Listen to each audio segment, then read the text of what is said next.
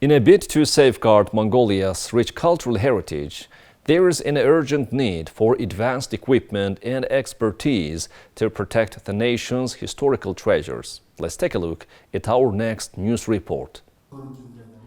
After 2018, Oyun Todlok defended his doctoral degree in the field of cultural heritage preservation and restoration at the Japanese school for 5 years.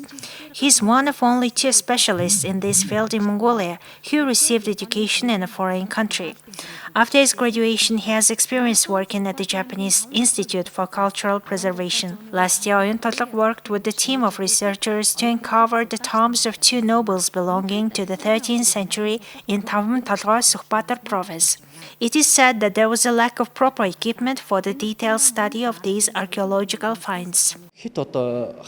High-tech laboratory equipment such as microscopes, X-ray machines, CT tomography, etc. are required for wood products with excessive drying, cellular damage, and damage to the wood structure. Those kinds of things are lacking in Mongolia. On the other hand, Angrak Surun studied for 5 years in the field of cultural heritage, restoration at Kyoto University in Japan, and received his doctorate. During this period, he also worked at the Nara National Research Institute of Cultural Heritage.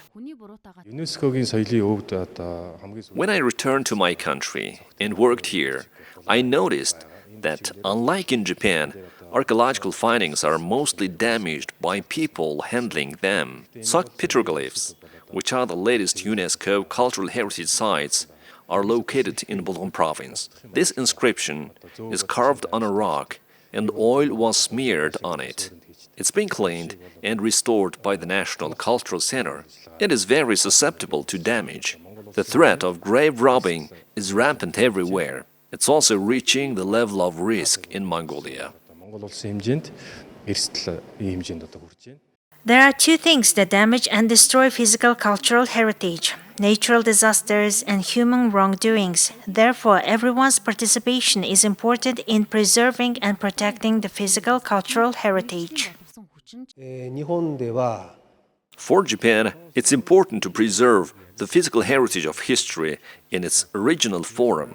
From kindergarten onwards, children are taught how to deal with cultural heritage and the importance of protecting it. Cultural heritage is not something that should be protected by the just government alone.